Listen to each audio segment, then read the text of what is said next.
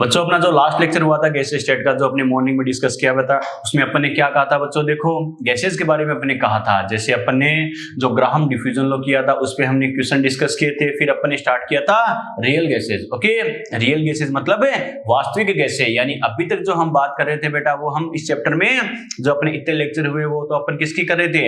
Ideal gas के according कर रहे थे। क्लियर। अब बात करते हैं रियल गैसेज जो अपने एटमॉस्फेयर में, वातावरण में एक्चुअल में एग्जिस्ट करती है। क्लियर। तो हमें पता है रियल गैस है वो हमें पता है आइडियल गैस से कुछ तो अलग होगी। ठीक है। और ये अलग होने के इसमें क्या होते हैं? दो तीन मेजर प्रॉपर्टी होती है जिसकी वजह से दोनों में डिफरेंस होता है बेटा। ओके, सबसे जो मेजर डिफरेंस होता है वो किसका होता है? इंटरमोलिकुलर अट्रैक्शन फोर्स का बेटा। क्लियर, वो हमने डिस्कस किया था। एक डिफरेंस क्या होता है? साइज और वॉल्यूम, जो गैसेस मॉलिक्यूल होते हैं उनका आकार और आयतन। क्लियर। एक होता है लिक्विफाइड होने की टेंडेंसी यानी द्रवित होने की प्रवृत्ति, इनमें भी दोनों में क्या होता है? डिफरेंस होता है। क्लियर, यहां तक अपन ने बात की थी बेटा। अब बात करते हैं, जैसे अपन ने कहा था रियल गैसेज है, रियल गैसेज है वो क्या होती है? अरे आइडियल गैस से क्या होती है? कुछ different property, different character show करती है। यस और नो, ये हमने बात की थी बेटा। ओके, क्योंकि हमें पता है अगर रियल गैस भी आइडियल गैस के अकॉर्डिंग बिहेव करती है तो फिर दोनों में डिफरेंस ही क्यों करती है? बात समझ में आ गई? तो ये बात हमने थ्योरेटिकल तो हमने समझी थी क्या कि रियल गैस ऐसे होती है और आइडियल गैस से ऐसे होती है। क्लियर। अब इस बात को क्या करेंगे? ग्राफ और डेरिवेशन के थ्रू अगर हम बात करें कि रियल गैस और आइडियल गैस में जो डिफरेंस होता है वो क्या होता है और कैसे होता है वो बात करेंगे। ओके, चलो बेटा डिस्कस करते हैं, स्टार्ट करते हैं। हेडिंग लिखो, लिखो द डेविएशंस ऑफ, हेडिंग लिखो the deviations of real gases from ideal gas behavior। लिखो वास्तविक गैसों का, वास्तविक गैसों का, हेडिंग लिखो बेटा वास्तविक गैसों का, वास्तविक गैसों का आदर्श गैस व्यवहार से विचलन, वास्तविक गैसों का आदर्श गैस व्यवहार से विचलन, वास्तविक गैसों का आदर्श गैस व्यवहार से विचलन। The deviations of real gases from ideal gas behaviour, यानी वास्तविक गैसों का आदर्श गैस व्यवहार से विचलन। लिख लिए?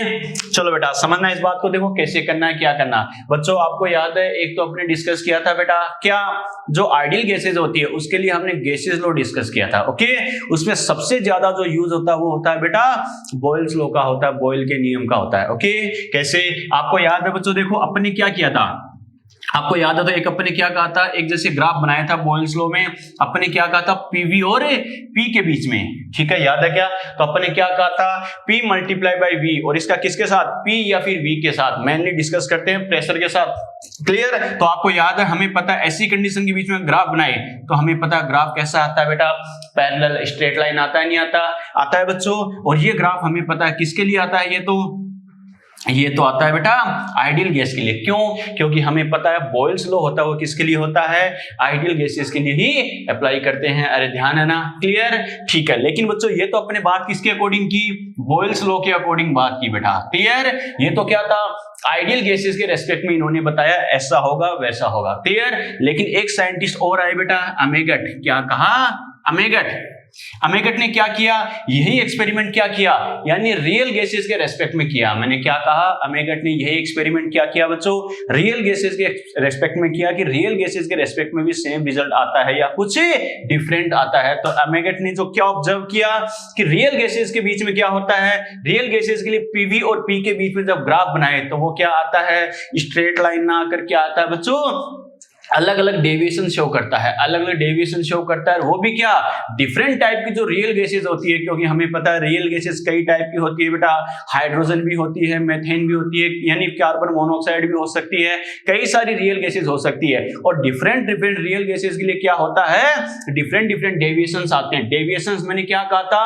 विचलन आते हैं, मतलब नॉर्मल से अलग होना। ओके, ठीक है बेटा। तो देखते हैं कैसे। तो जो अमेगट थे इन्होंने जो अलग अलग गैसेस के लिए क्या किया? एक्सपेरिमेंट एक्सपेरिमेंट से ग्राफ प्लॉट किए तो देखा इन्होंने क्या अलग अलग रिजल्ट्स आते हैं। कैसे, कुछ गैस के लिए मान लो ऐसे आ रहे थे और कुछ गैसेस के लिए इस टाइप से आ रहे थे। ओके, फॉर एग्जांपल जैसे इन्होंने बताया कि ये CO के लिए और ये वाला जैसे मान लो CH4 के लिए, ये H2 के लिए, ये मान लो हीलियम के लिए। मैंने क्या कहा, बात समझ में आई? बच्चा कहेगा सर ऐसा कैसे? इस बात को अपन प्रूफ करेंगे कि अलग अलग गैसेस के लिए पहली बात तो बच्चे के दिमाग में है कि सर ठीक है, आइडियल गैस के लिए मान लो एक ही स्लोप आ रहा है, लेकिन रियल गैसेस के लिए अलग अलग गैसेस के लिए अलग अलग क्यों आ रहा है? क्योंकि हमें पता है बेटा, अरे सभी जो रियल गैसें होती है, वास्तविक गैसें होती है, उन सभी की प्रॉपर्टी एक जैसी होती है क्या? नहीं, उनके लिए भी क्या होता है, सभी के लिए प्रॉपर्टी अलग अलग होती है, डिफरेंट डिफरेंट होती है। इस वजह से उन सभी के लिए भी ग्राफ क्या आएगा, अलग अलग आएगा। समझ में आ गया? क्लियर? अरे बात समझ में आई बच्चों? चलो बेटा, एक अपन जो नॉर्मल ग्राफ बनाते हैं अपन क्या, हाइपरबोला वाला, याद है ना? वो भी क्या होता है, रियल गैस का और आइडियल गैस का क्या होता है बच्चों, डिफरेंट होता है बेटा। कैसे? P और V के बीच में अगर हमने ग्राफ बनाया था तो क्या होता है बच्चों, नॉर्मली अगर अपन बात करें तो हमें पता है आइडियल गैस के लिए हमारे पास इस टाइप का ग्राफ आया था, नहीं आया था? आया था। और जब रियल गैस के लिए भी ग्राफ बनाते हैं तो क्या होता है, ऑलमोस्ट होता तो ऐसा कैसा, लेकिन क्या होता है, स्लोप इससे कुछ अलग होता है बच्चों। ठीक है, तो क्या कहेंगे, ये जैसे मान लो आइडियल गैस के लिए है तो ये किसके लिए होगा, रियल गैस के लिए। क्या कहा, समझ में आ गया? क्लियर? ये तो बच्चों क्या होगी, ग्राफिकल अपन ने बात की है, क्या आइडियल गैस के लिए ऐसा, रियल गैस के लिए ऐसा। लेकिन अब बच्चे के दिमाग में आए कि सर ऐसा क्यों? अरे सीधी सी बात है, हर चीज का रीजन तो होता है ना बच्चों। तो लेकिन मैंने क्या कहा था, सबस्टांस हो, चाहे सॉलिड हो, लिक्विड हो या फिर गैस हो, इसमें ऐसा क्यों होता है, उसमें ऐसा क्यों होता है, सभी का मुख्य कारण, मेन रीजन क्या होता है बेटा, इंटरमोलिकुलर अट्रैक्शन फोर्स। वहां भी या क्या होगा, वही कॉन्सेप्ट अप्लाई होगा यहां भी बेटा। ओके, कैसे? हमें पता है रियल गैस में क्या होता है, रियल गैस में इंटरमोलिकुलर अट्रैक्शन फोर्स क्या होता है। अरे आइडियल गैस से डिफरेंट होता है, नहीं होता? होता है बच्चों। ठीक है, इसका मतलब है रियल गैस में क्या होगा, इंटरमोलिकुलर अट्रैक्शन फोर्स अगर आइडियल गैस के कंपैरिजन में क्या होगा, डिफरेंट होते हैं। तो रियल गैसेस के कंप्रेसिबल नेचर जो होती है, संपीड़न की प्रवृत्ति होती है, वह भी आइडियल गैस से अलग अलग होगी, नहीं होगी? अरे सीधी सी बात है बेटा, आप कहोगे सर कैसे? तो देखो दो गैस है, सपोज करो A और B, ठीक है?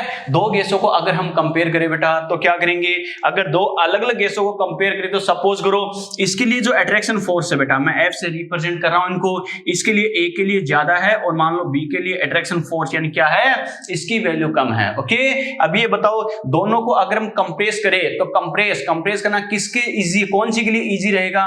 कंप्रेस का मतलब क्या होता है, संपीड़ित करना, याद है ना?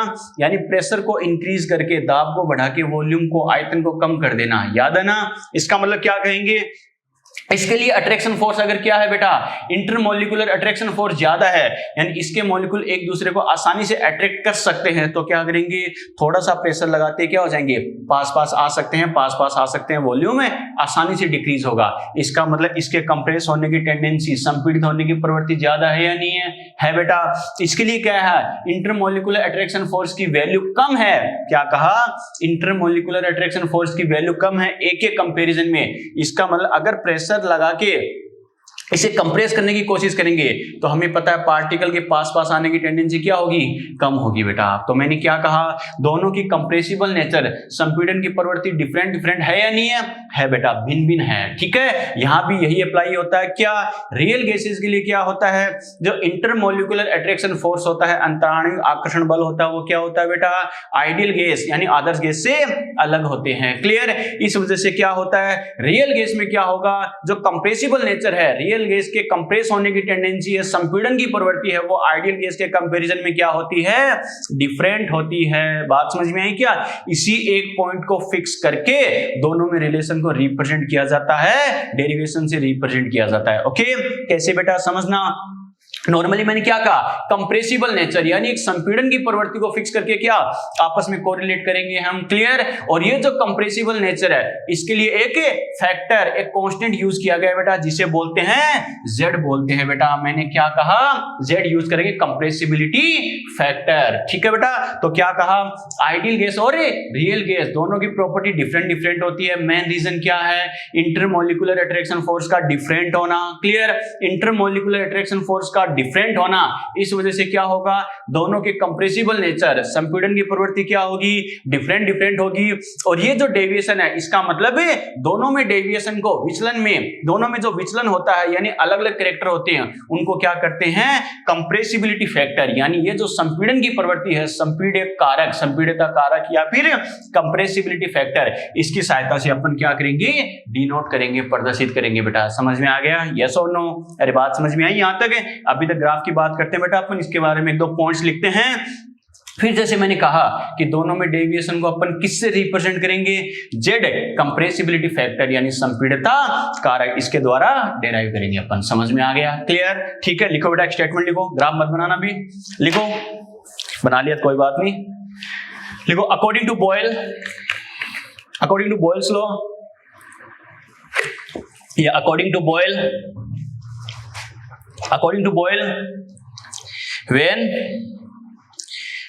Boyle, when a graph is plotted, graph plot करते हैं ना, according to Boyle, when a graph is plotted between PV and P,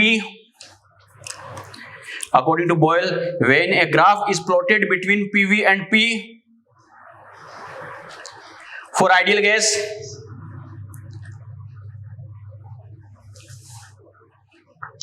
when a graph is plotted between PV and P, then for ideal gas, then straight line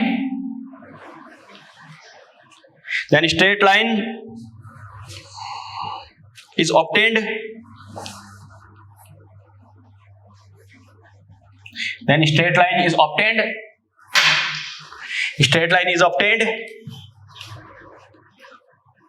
but according to Amagat,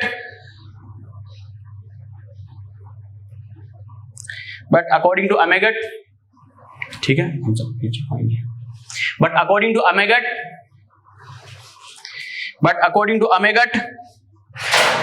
when graph is plotted between PV and P, but according to Amagat, when graph is plotted between PV and P for real gases,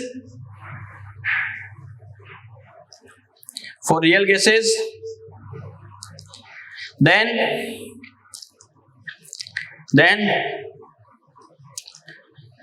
different types deviations are obtained,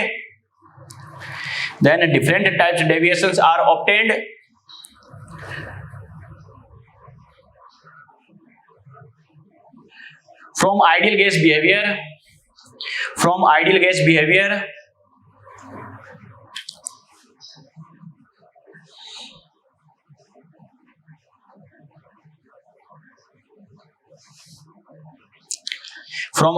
behavior, for different types of gases.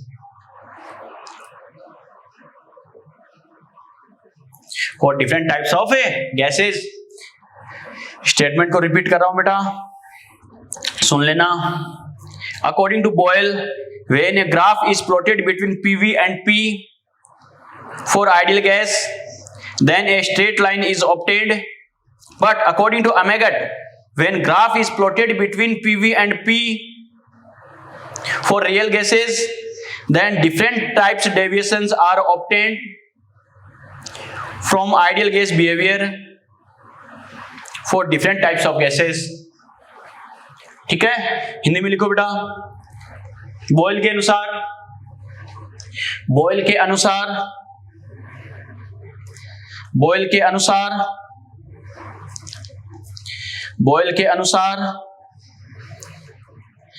जब आदर्श gas के लिए PV तथा P, Boyle के अनुसार जब आदर्श gas के लिए PV तथा P के मध्य ग्राफ बनाया जाता है, Boyle के अनुसार जब आदर्श गैस के लिए PV तथा P के मध्य ग्राफ बनाया जाता है,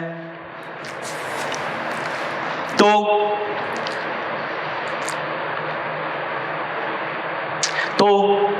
सरल रेखा प्राप्त होती है, तो सरल रेखा प्राप्त होती है, तो सरल रेखा प्राप्त होती है, तो सरल रेखा प्राप्त होती है।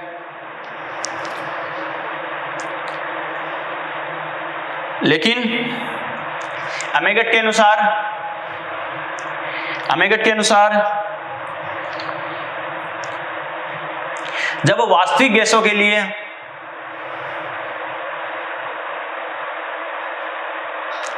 लेकिन अमेगट के अनुसार जब वास्तविक गैसों के लिए पीवी तथा पी के मध्य जब वास्तविक गैसों के लिए पीवी तथा पी के मध्य ग्राफ बनाया जाता है, जब वास्तविक गैसों के लिए पीवी तथा पी के मध्य ग्राफ बनाया जाता है,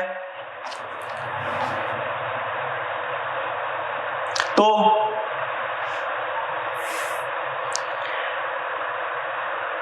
भिन्न भिन्न प्रकार की गैसों के लिए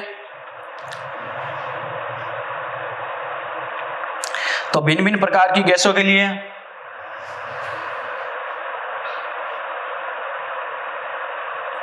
आदर्श गैस व्यवहार से भिन्न भिन्न प्रकार की गैसों के लिए आदर्श गैस व्यवहार से भिन्न भिन्न प्रकार के विचलन प्रदर्शित होते हैं। भिन्न भिन्न प्रकार की गैसों के लिए आदर्श गैस व्यवहार से भिन्न भिन्न प्रकार के विचलन प्रदर्शित होते हैं। रिपीट कर रहा हूं बेटा, सुन लेना। बॉयल के अनुसार जब आदर्श गैस के लिए पीवी तथा पी के मध्य ग्राफ बनाया जाता है तो सरल रेखा प्राप्त होती है। लेकिन अमेगट के अनुसार जब भिन्न भिन्न प्रकार की वास्तविक गैसों के लिए पीवी तथा पी के मध्य ग्राफ बनाते हैं तो भिन्न भिन्न प्रकार की गैसों के लिए आदर्श गैस व्यवहार से भिन्न भिन्न प्रकार के विचलन प्रदर्शित होते हैं। बात समझ में आई क्या? क्लियर? कैसे बेटा? पहले तो ये दोनों ग्राफ बनाओ, आगे डिस्कस करते हैं। फिर ये दोनों ग्राफ बनाओ बेटा। अभी ग्राफ का काम पूरा नहीं हुआ बेटा, अभी और समझेंगे ऐसे क्यों हुआ वैसे क्यों हुआ।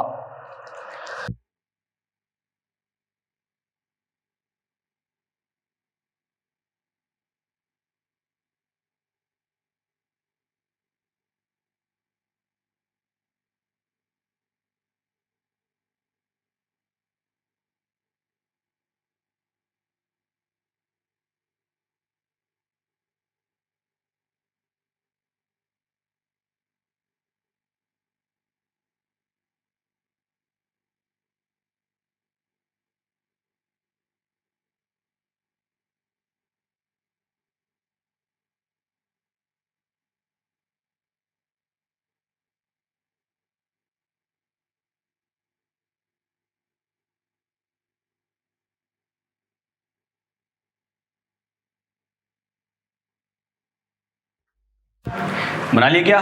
इस ग्राफ का तो बेटा कोई खास काम नहीं है, लेकिन ये जो पहला ग्राफ अपने बनाया बेटा, ये अपन आगे डिस्कस करने में बार बार हमारे काम आएगा, तो इसको मैं ऐसा का ऐसे रख रहा हूं बेटा। ओके, एक अपन ने क्या कहा, हमें पता दोनों में जो डिफरेंस है, अंतर है बेटा, उसको रिप्रेजेंट दर्शाने का तरीका क्या है? क्या करेंगे? मेन फैक्टर वही है, इंटरमोलिकुलर अट्रैक्शन फोर्स, अंतर आणविक आकर्षण बल। क्योंकि हमें पता है इंटरमोलिकुलर अट्रैक्शन फोर्स अलग अलग होंगे, डिफरेंट होंगे, तो क्या होगा?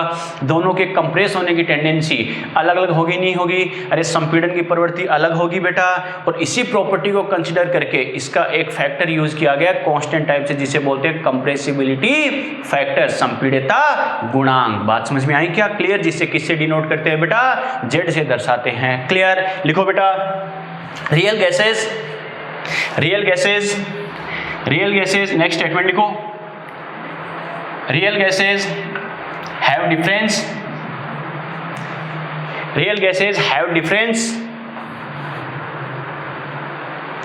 real gases have difference in intermolecular attraction force. Real gases have difference in intermolecular attraction force. Real gases have difference in intermolecular attraction force. Real gases have difference in intermolecular attraction force.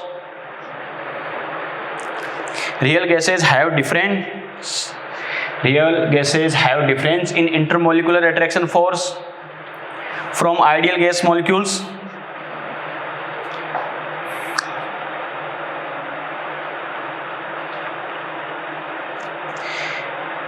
Real gas molecules have difference in intermolecular attraction force from ideal gas molecules. So So the compressible nature of real gas. So the compressible nature of real gas.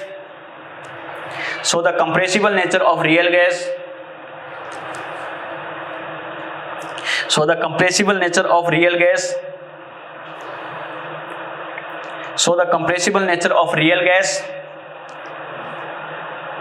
is different. So the compressible nature of real gas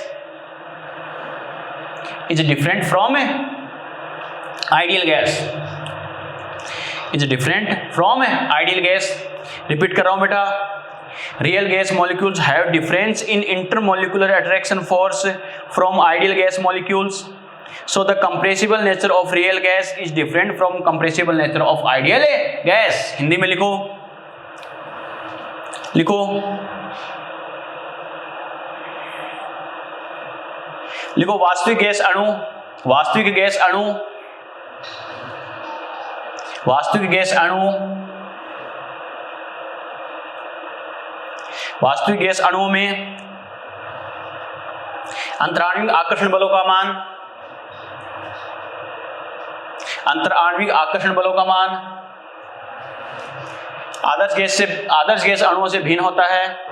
वास्तविक gas अणुओं में अंतराण्विक आकर्षण बलों का मान आदर्श gas अणुओं से भिन्न होता है. आदर्श गैस अणुओं से भिन्न होता है. आदर्श गैस अणुओं से भिन्न होता है. अतः वास्तविक गैस के संपीड़न की प्रवृत्ति, अतः वास्तविक गैस के संपीड़न की प्रवृत्ति, अतः वास्तविक गैस के संपीड़न की प्रवृत्ति, अतः वास्तविक गैस के संपीड़न की प्रवृत्ति, अतः वास्तविक गैस के संपीड़न की प्रवृत्ति आदर्श गैस से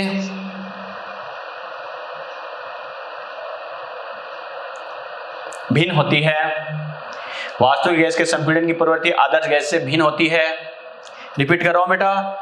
वास्तविक गैस के लिए, वास्तविक गैस अणुओं के लिए अंतराण्विक आकर्षण बलों का मान आदर्श गैस से भिन्न होता है. अतः वास्तविक गैस के लिए संपीड़न की प्रवृत्ति आदर्श गैस से भिन्न होती है. क्लियर. बस ये जो संपीड़न की प्रवृत्ति हमने बोली है, कंप्रेसिबल नेचर बोली है, इसी को फिक्स मान के बेटा दोनों को क्या करते हैं, कोरिलेट करते हैं. Okay.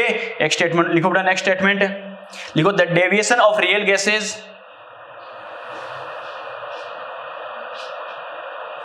the deviation of real gases,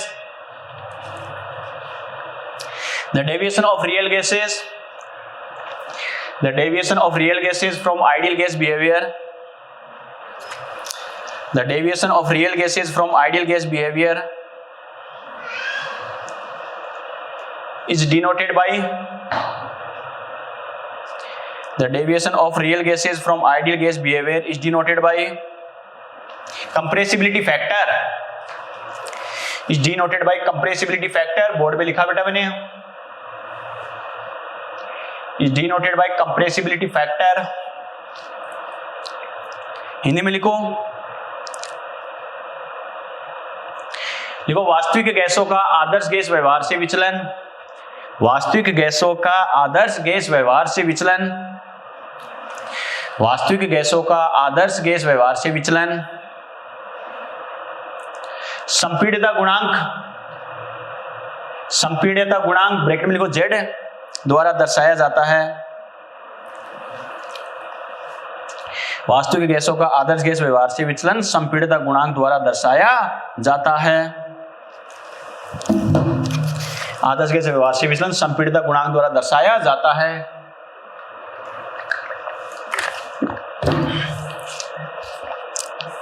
लिख लिया बेटा.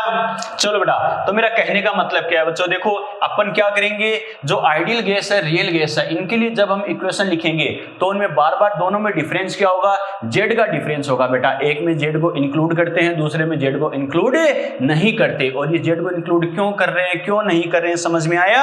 ये स्टेटमेंट लिखाने का पर्पज यही था. ये जेड आता कहां से, बात समझ में आ गई. क्योंकि दोनों गैसों में क्या होता है, दोनों की कंप्रेसिबल नेचर डिफरेंट होती है, संपीड़न की प्रवृत्ति अलग अलग होती है. तो क्या करेंगे, इस प्रॉपर्टी को ही फिक्स मानकर क्या करते हैं, दोनों को आपस में कोरिलेट करते हैं बेटा. क्लियर. कैसे करना है बेटा, समझना, देखो अच्छे समझना. फॉर आइडियल गैस, ठीक है। आइडियल गैस की, आदर्श गैस के लिए अगर अपन बात करें तो आपको याद है बेटा अपन क्या करते हैं, PV equal to nRT, yes और नो। अरे करते नहीं करते, करते बेटा। तो यहां से मैं क्या लिख सकता हूं, V इक्वल टू क्या हो गया बेटा, nRT अपॉन P, यस और नो। और ये जो V है मेरे पास, ये किसके लिए आया बच्चों, आइडियल की बात कर रहा हूं, तो हमें पता है ये V कौन सा है बेटा, आइडियल गैस वाला है। समझ में आ रहा है, क्लियर, ठीक है। अगर मैं बात करूं बेटा फॉर रियल गैस, अगर रियल गैस की बात करें तो रियल गैस की बात करें, इस इक्वेशन को कैसे लिखते हैं बेटा, PV इक्वल टू क्या करते हैं, ZnRT। मैंने क्या कहा, PV इक्वल टू क्या होता है, ZnRT। बच्चा कहेगा सर ये Z क्या है, Z वही है कंप्रेसिबिलिटी फैक्टर, संपीड़ितता गुणांक। क्यों सर इसको यूज क्यों किया, इसको यूज इसलिए किया बेटा क्योंकि हमें पता है रियल गैस में आइडियल गैस से डिफरेंस क्या होता है, कंप्रेसिबल नेचर का, ठीक है। हमें पता है, बच्चा कहेगा सर तो आइडियल में क्यों नहीं इंक्लूड किया, आइडियल गैस को, आदर्श गैस को कंप्रेस कर सकते हैं क्या, कंप्रेस नहीं कर सकते। क्यों, क्योंकि हमें पता है पार्टिकल की एनर्जी इतनी ज्यादा होती है कि वो पास पास से आ ही नहीं सकते। अरे सीधी सी बात है, आइडियल गैस कंप्रेस नहीं हो सकती, तभी तो हमें पता है बच्चों उसको लिक्विड में कन्वर्ट नहीं कर सकते, क्योंकि हमें पता है गैस को लिक्विड में कन्वर्ट करना है तो क्या करना पड़ेगा, मॉलिक्यूल को पास पास लेके आना पड़ेगा, मॉलिक्यूल को पास पास लेके आना है यानी कंप्रेस करना है। और हमें पता है आइडियल गैस होती है उसको लिक्विफाइड, द्रवित कर सकते हैं क्या, लिक्विड में कन्वर्ट कर सकते हैं क्या, नहीं कर सकते। क्यों, क्योंकि उसको कंप्रेस ही नहीं कर सकते। लिक्विड में चेंज करने के लिए पहला वही बात है, मेन प्रॉपर्टी क्या है, उसे कंप्रेस करना। समझ में आ गया। और जबकि हमें पता आइडियल गैस कंप्रेस ही नहीं होगी, इसी वजह से तो वो लिक्विड में कन्वर्ट नहीं हो सकती बेटा। आ गया समझ में। सुबह वाले लेक्चर में थर्ड प्रॉपर्टी अपन ने लिखी थी, रियल गैस को कंप्रेस कर सकते हैं, लिक्विड में कन्वर्ट कर सकते हैं, लेकिन आइडियल गैस को ऐसा नहीं कर सकते। याद है ना, क्लियर। तो क्या कहेंगे बच्चों, यहां से मैं क्या लिखूं बेटा, Z बराबर अगर अपन लिखे नॉर्मली बेटा, देखो अगर मैं Z की बात करूं तो यहां से मैं क्या लिख सकता हूं, Z इक्वल टू क्या हो जाएगा, अगर अपन इसके अकॉर्डिंग अगर अपन बात करें बेटा तो अपन क्या लिख सकते हैं, PV अपॉन में क्या कर दूंगा, nRT, यस और नो, क्लियर। अरे PV अपॉन nRT अपॉन में आ गया, लेकिन ये V कौन सा बेटा, ये है रे रियल गैस वाला। बात समझ में आ रही है, क्लियर, ठीक है बेटा। यहां से मैं क्या कह सकता हूं, Z इक्वल टू क्या हो गया, देखो बेटा nRT अपॉन P, क्या कहा, nRT upon P, nRT upon P किसके इक्वल है बेटा, V आइडियल गैस के इक्वल। तो क्या होगा, P अपॉन nRT क्या हो जाएगा, अरे 1/V आइडियल गैस होगा या नहीं होगा। मैंने क्या कहा, ये है nRT अपॉन P किसके इक्वल है, V आइडियल गैस के इक्वल। और ये क्या, P अपॉन nRT, इसका अपोजिट है या नहीं है, तो यहाँ V किसका क्या हो जाएगा, 1/V, यस और नो। यानी इसको मैं क्या लिख सकता हूँ, Z इक्वल टू, इधर देखो बेटा क्या बच गया, इसकी जगह मैं अप्लाई कर रहा हूँ, इसकी जगह मैंने क्या अप्लाई किया है बेटा, इसकी जगह अपन क्या लिख सकते हैं, इसकी जगह अपन लिख सकते हैं V आइडियल गैस, यस और नो। अरे बात समझ में आई क्या, इसका मतलब ऊपर क्या बच गया बेटा, ऊपर हमारे पास बच गया V रियल गैस, और क्या बच गया अपॉन में, इसकी जगह क्या लिखेंगे, V आइडियल गैस। समझ में आया कैसे किया, यस और नो। एक तो हमारे पास ये फॉर्मूला आ गया, क्लियर। इसकी डेफिनेशन भी पूछी जाती है क्या, दो वॉल्यूम का रेशियो आ गया। Z कंप्रेसिबिलिटी फैक्टर क्या है बेटा, दो टाइप के वॉल्यूम का रेशियो, एक तो कौन सा बेटा, रियल गैस का वॉल्यूम, एक कौन सा, आइडियल गैस का वॉल्यूम, क्लियर। और ये जो वॉल्यूम होता है वो क्या करते हैं, पर मोल के रेस्पेक्ट में कंसीडर करते हैं, तो क्या हो गया, इसे बोलते हैं मोलर वॉल्यूम, क्लियर। तो एक डेफिनेशन अपन क्या कह सकते हैं, compressibility factor is equal to ratio of molar volume of real gas and ideal gas. इसका अपोजिट भी बोल देगा, ideal gas and real gas, ऊपर कौन सा आएगा, रियल गैस। समझ में आया कैसे किया, क्लियर, ठीक है। हिंदी में क्या कहते हैं, संपीड़ितता गुणांक का मान वास्तविक गैस तथा आदर्श गैस के मोलर आयतन के अनुपात के बराबर होता है। समझ में आ गया बेटा, यस और नो, क्लियर। चलो बोर्ड पे जगह कम है बेटा, इसको और एक्सप्लेन करना है हमें, कैसे करना है, क्या करना है, ओके। चलो बेटा देखो यहाँ पे थोड़ी सी जगह है बेटा, देखो इसके अकॉर्डिंग मैं क्या कह सकता हूँ, एक पॉइंट में और डिस्कस कर रहा हूँ, कैसे करना है, क्या करना है, इंपॉर्टेंट पॉइंट है बेटा, समझना क्या करना बच्चों। देखो कंप्रेसिबल नेचर के रेस्पेक्ट में बात करें बच्चों, देखो अरे यहां तक नोट करो बेटा, फिर चलो और बता देता हूं। चलो कैसे करना है, नोट करो फटाफट, लिखो फटाफट, नोट करो।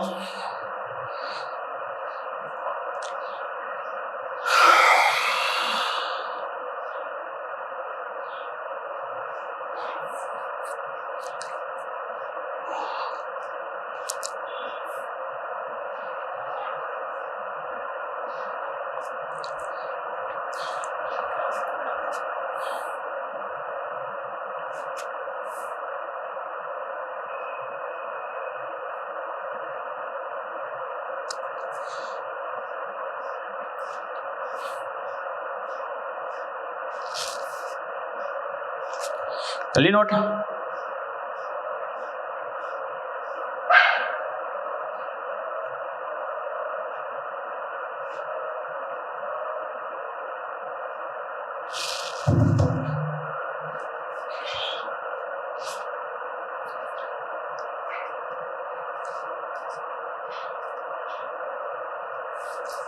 कर लिया बेटा? और कर लिया क्या? चलो चलो बेटा देखो, ये तो लास्ट में हमने रिजल्ट लिखा है, इसके बेसिस पे बेटा देखो एक रिलेशन आता है बहुत इंपॉर्टेंट, जो रियल गैस के लिए सबसे ज्यादा क्वेश्चन है पूछा जाता है बेटा, सीधा टिक लगाने वाला। समझना बेटा कैसे, एक बात तो श्योर है, अरे आइडियल गैस है, आइडियल गैस के लिए तो क्या होगा बेटा, मोलर वॉल्यूम क्या होता है, फिक्स होता है बेटा। क्लियर? ये तो 22.4 बोल देता है बेटा, कोई दिक्कत नहीं, ये तो फिक्स होता है। लेकिन रियल गैसेस के लिए क्या होता है, अलग अलग वैल्यू आ सकती है बेटा। ओके ठीक है बेटा, तो क्या कहेंगे, हमें पता आइडियल गैस का वॉल्यूम तो फिक्स है, कोई दिक्कत नहीं है, लेकिन रियल गैस से अगर कंपेयर करें तो ये बताओ जेड और वी रियल, यानी जो रियल गैस का वॉल्यूम है वो जेड के डायरेक्टली प्रोपोर्शनल है या इनवर्स है, डायरेक्टली प्रोपोर्शनल। इसका मतलब अपन क्या लिख सकते हैं, अगर किसी गैस के लिए क्या होगा, जेड ज्यादा होगा, जेड ज्यादा होगा तो क्या लिखेंगे, वी रियल गैस, ये भी क्या होगा, ज्यादा होगा, इसकी वैल्यू भी ज्यादा होगी बेटा। यस और नो? क्लियर? ठीक है, इसका मतलब किसी गैस का अगर वॉल्यूम ज्यादा है तो ये बताओ बच्चों उसकी कंप्रेसिबल नेचर, मैं कौन सी नेचर बोल रहा हूं, कंप्रेसिबल नेचर कम होगी या ज्यादा होगी, कम होगी। मैंने क्या कहा, जेड अगर ज्यादा तो गैस का, उस रियल गैस का वॉल्यूम क्या होगा, ज्यादा।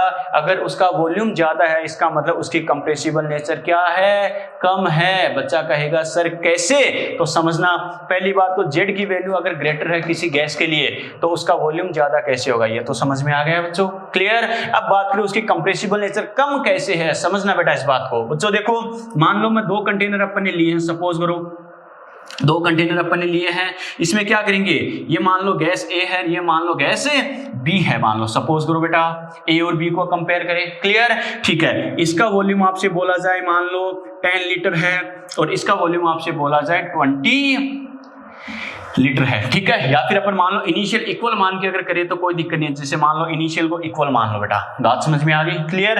अब बात करें, हमें पता 2 अगर अलग अलग टाइप की रियल गैस है तो हमें पता है, अरे सभी रियल गैसेस में क्या होता है, इंटरमोलिकुलर अट्रैक्शन फोर्स सेम होते हैं क्या, नहीं। अगर सभी रियल गैसेस में इंटरमोलिकुलर अट्रैक्शन फोर्स सेम होते तो सभी अलग अलग टाइप की रियल गैसेस के लिए अलग अलग ग्राफ क्यों आते, बात को समझ रहे हो ना।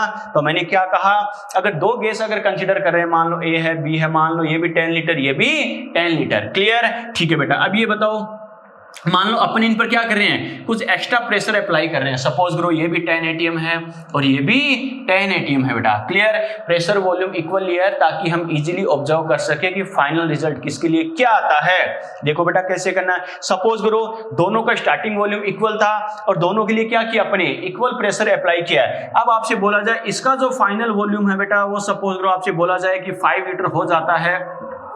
मैंने क्या कहा, इक्वल टाइम तक यानी 1 मिनट का टाइम फिक्स कर लो, ठीक है। आपसे बोला जाए कि 1 मिनट तक इस पर अगर 10 एटीएम प्रेशर अप्लाई करे तो इसका फाइनल वॉल्यूम हो जाता है 5 लीटर। क्लियर? जबकि इसका जो फाइनल वॉल्यूम होता है वो मान लो हो जाता है सपोज करो 8 लीटर। मैंने क्या कहा, स्टार्टिंग वॉल्यूम क्या था बेटा, इक्वल था, लगने वाला प्रेशर भी क्या है, इक्वल है, और जितने टाइम तक लगता है वो भी क्या है, इक्वल है। लेकिन फाइनल वॉल्यूम कम किसका है, ए का है या बी का है, ए का है बेटा। ये देखो 5 लीटर आ रहा है, ये कितना आ रहा है, 8 लीटर। इसका मतलब ए का फाइनल वॉल्यूम कम है। मैंने क्या कहा, ए का फाइनल वॉल्यूम कम है, इसका मतलब इसकी ज्यादा कंप्रेस हुई है। अरे कंप्रेशन का मतलब ही तो क्या होता है, प्रेशर अप्लाई करने पर वॉल्यूम का कम होना।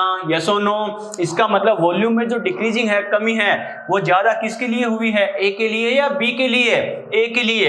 ए देखो बेटा 10 लीटर से 5 लीटर तक कम हो गया, जबकि बी कितना है, 10 लीटर से 8 लीटर तक। यस और नो? इसका मतलब ये बताओ ज्यादा जो चेंजेस आया है, डिक्रीजिंग हुई है, किसके लिए हुई है, ए के लिए हुई है या बी के लिए, ए के लिए डिक्रीजिंग ज्यादा हुई है। हमें पता फाइनल वॉल्यूम क्या है, ए का कम है, इसका मतलब इसके कंप्रेस होने की टेंडेंसी क्या है, ए के कंप्रेस होने की टेंडेंसी बी के कंपैरिजन में ज्यादा है। अगर ए के कंप्रेस होने की टेंडेंसी ज्यादा है यानी संपीड़न की प्रवृत्ति ज्यादा है, तो ये ज्यादा संपीड़ित हुई, ज्यादा कंप्रेस हुई है, और ज्यादा कंप्रेस हुई है तो हमें पता है इसका फाइनल वॉल्यूम क्या है, कम है। मैंने क्या कहा, अगर एक एक कंप्रेस होने की टेंडेंसी ज्यादा, संपीड़न की प्रवृत्ति ज्यादा, तो final volume come.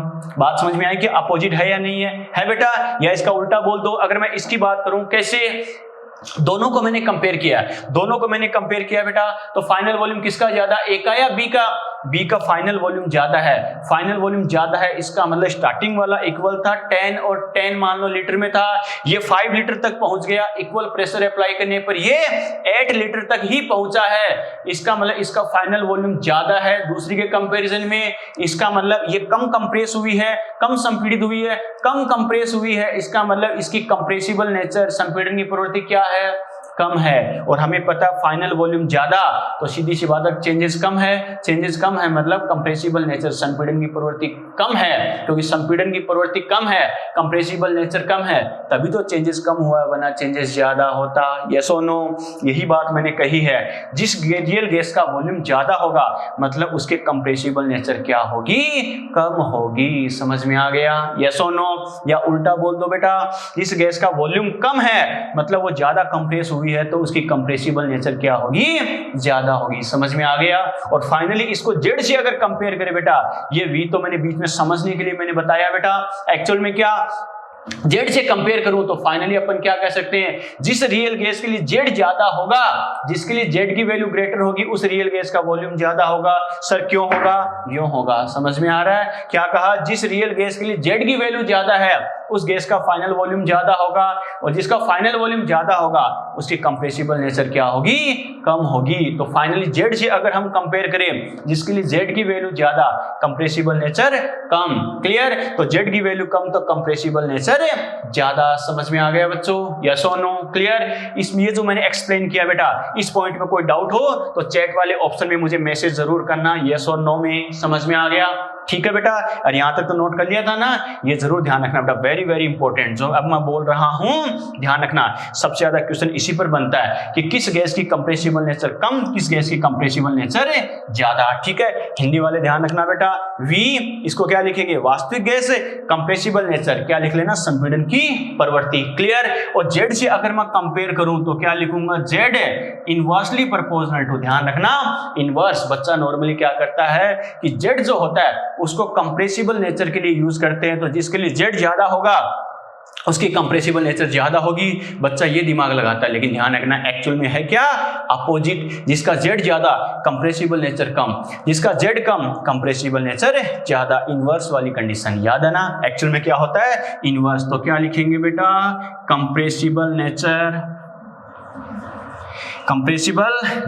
Of gas. समझ में आ गया? कंप्रेसिबल नेचर ऑफ गैस, जिस गैस के लिए क्या होगा, जेड की वैल्यू ज्यादा होगी, उस गैस के संपीड़न की प्रवृत्ति क्या होगी, कम होगी बेटा। Very very very very important. Clear? तो पहली बात तो दो बेटा देखो थ्योरेटिकल क्वेश्चन कैसे बनते हैं। एक तो जैसे आपने कहा था, किसी गैस के लिए कंप्रेसिबिलिटी फैक्टर क्या होता है, किसी गैस के लिए कंप्रेसिबिलिटी फैक्टर की वैल्यू रियल गैस और आइडियल गैस के मोलर वॉल्यूम के रेशियो के इक्वल होती है। अरे याद है ना, किसी गैस के लिए संपीड़ितता गुणांक का मान वास्तविक गैस आदर्श गैस के मोलर आयतन के अनुपात के बराबर होती है। अभी अपने लिखा था V real upon V ideal, इनका रेशियो किसके बराबर, जेड के लिए। क्लियर? दूसरा क्वेश्चन क्या बनेगा, if value of z is greater for any gas then compressible nature of gas will less। बात समझ में आई क्या? जिस गैस के लिए z की वैल्यू ज्यादा होगी, उसके संपीड़न की प्रवृत्ति क्या होगी, कम होगी बेटा, क्योंकि दोनों क्या है, अपोजिट प्रॉपर्टी है। समझ में आ गया? क्लियर?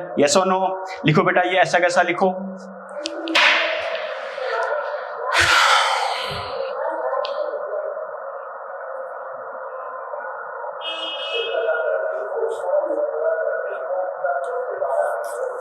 अरे ये जो एक्सप्लेन किया बेटा, जेड के रेस्पेक्ट में कंप्रेसिबल नेचर वो कैसे एक्सप्लेन करना है, समझ में आया बेटा? मेरे को डाउट है क्या यहां तक? चलो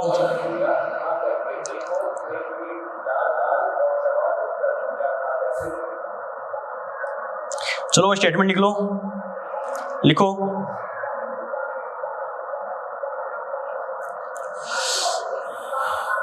लिखो, the compressibility factor of gas, the compressibility factor यानी जेड की बात कर रहे हैं, the compressibility factor of gas, the compressibility factor of gas, the compressibility factor of gas the compressibility factor of gas is equal to the compressibility factor of gas is equal to ratio of the compressibility factor of gas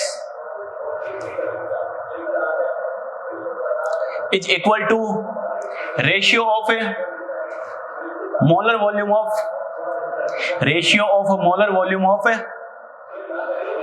real gas and ideal gas। Repeat कर रहा हूं बेटा, सुन लेना। The compressibility factor of gas is equal to the ratio of molar volume of real gas and ideal gas. Clear? Hindi में लिखो, gas का संपीड़ितता गुणांक, गैस का संपीड़ितता गुणांक, गैस का संपीड़ितता गुणांक, गैस का संपीड़ितता गुणांक, गैस का संपीड़ितता गुणांक, वास्तविक गैस, वास्तविक गैस तथा आदर्श गैस, वास्तविक गैस तथा आदर्श गैस, वास्तविक गैस तथा आदर्श गैस के मोलर आयतन, वास्तविक गैस तथा आदर्श गैस के मोलर आयतन के अनुपात के बराबर होता है।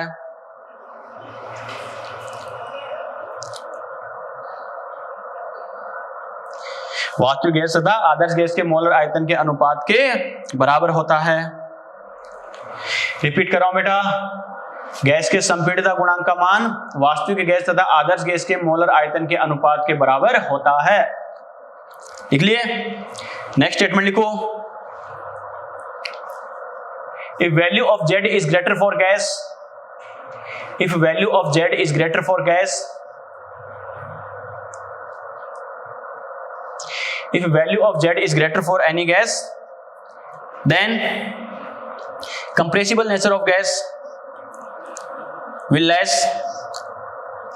If value of Z is greater for any gas, then compressible nature of gas will less.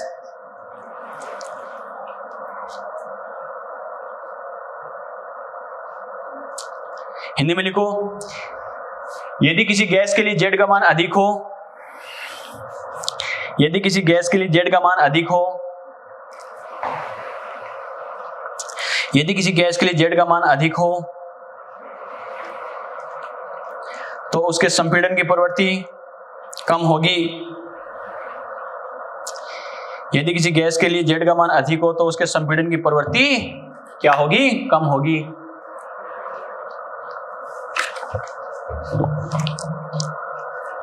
कर लिया बेटा नोट? अरे कर लिया क्या? चलो, अरे यहां तक तो बात समझ में आई बेटा? क्लियर? चलो बेटा आगे डिस्कस करते हैं बच्चों। देखो कैसे करना, क्या करना। अब हमने क्या कहा, जेड की अगर अपन बात करें, कंप्रेसिबिलिटी फैक्टर की अगर अपन बात करें बच्चों, तो देखो जेड जो होता है उनको कौन सी गैसेस के लिए अप्लाई करते हैं जेड को बेटा? रियल गैसेस के लिए, आइडियल के लिए? रियल के लिए करते हैं, क्योंकि हमें पता है जेड क्या होता है? कंप्रेसिबिलिटी फैक्टर, यानी कंप्रेस, संपीड़न से रिलेटेड है बेटा। और हमें पता है जब आइडियल को हम कंप्रेस ही नहीं कर सकते, संपीड़ित ही नहीं कर सकते, तो इस फैक्टर की कोई जरूरत है क्या? नो। क्लियर? वो कांस्टेंट मानकर उसकी जगह 1 लिख देते हैं, ठीक है। लेकिन रियल गैसेस की बात करें तो रियल गैस के लिए हमें पता है इसको कंप्रेस कर सकते हैं।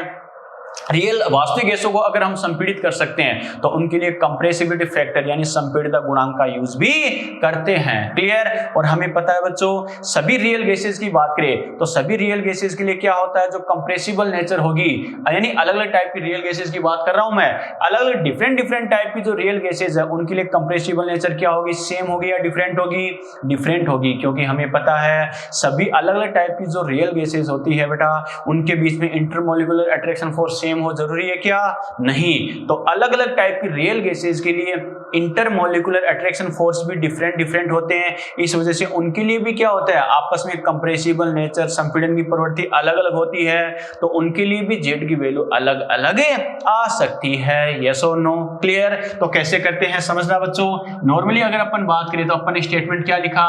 PV equal to ZnRT। Yes और नो? लिखा बच्चों? ठीक है। यहां से अपन क्या कह सकते हैं? जेड अपने पास क्या है बच्चों? पीवी अपॉन क्या आया nRT, यस और नो।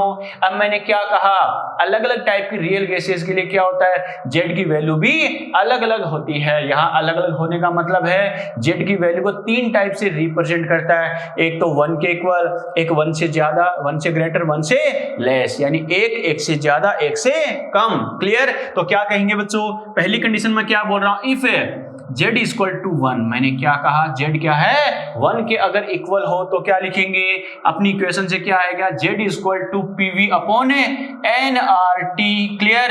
अरे z अगर 1 के इक्वल है तो यहां से मैं क्या कह सकता हूं बच्चों, पीवी क्या आ गया, nRT के इक्वल आ गया, यस और नो। मैंने क्या कहा, अगर z की वैल्यू 1 है तो pv क्या आ गया, nRT आ गया, nRT के इक्वल आ गया बच्चों। और pv अगर nRT के इक्वल है तो ये बताओ बेटा गैस किसके अकॉर्डिंग बिहेव करेगी, क्योंकि हमें पता है PV इक्वल टू nRT वाली कंडीशन वो तो किसके लिए होती है, आइडियल गैस के लिए होती है। समझ में आ गया? तो क्या कहेंगे, अगर PV इक्वल टू nRT आ रहा है यानी आइडियल गैस इक्वेशन आ रही है तो किस कंडीशन में आ रही है, जब z की वैल्यू क्या होगी, 1 होगी बेटा। आ गया समझ में? और z की वैल्यू अगर 1 होगी तो मैं क्या कह सकता हूं, PV इक्वल टू nRT, इसका मतलब रियल गैस क्या होगी, आइडियल गैस के अकॉर्डिंग बिहेव करेगी, यस और नो। अरे बात समझ में आई, रियल गैस आइडियल के अकॉर्डिंग बिहेव करेगी, और अगर रियल गैस आइडियल के अकॉर्डिंग बिहेव करेगी तो ये बताओ बच्चों उस गैस को हम कंप्रेस कर सकते हैं क्या, नहीं, यानी इस कंडीशन में रियल गैस को कंप्रेस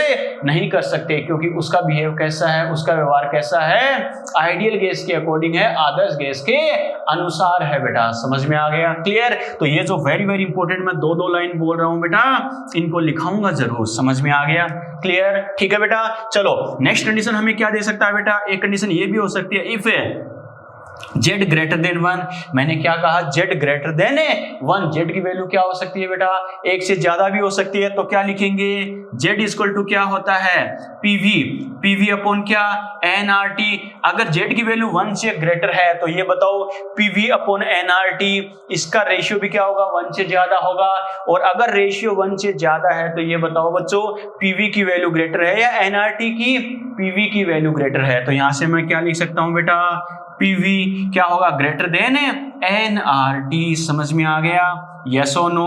अरे बात समझ में आई? इसका मतलब क्या लिखेंगे, PV ग्रेटर देन nRT। अब इसको अपन देखो इस ग्राफ से कंपेयर करें, इसीलिए बेटा इस ग्राफ को मैंने मिटाया नहीं था। क्या नॉर्मली बात करें, जैसे मैं 3 पॉइंट की अगर मैं बात करूं बेटा, क्या 3 पॉइंट मैं यहाँ पे डिनोट कर रहा हूं, जैसे मान लो एक पॉइंट ये है, एक पॉइंट ये है, एक पॉइंट ये है, इसको मैं बोलूं पॉइंट A, इसको बोल रहा हूं पॉइंट B, ये है पॉइंट C। तो फर्स्ट जो कंडीशन आई थी PV इक्वल टू nRT, वो तो कौन सा पॉइंट है बेटा, पॉइंट B की बात कर रहा है। अरे PV इक्वल टू nRT क्या है, पॉइंट B की बात कर रहा है। आ गया समझ में? ये कौन सी कंडीशन है, एट पॉइंट B।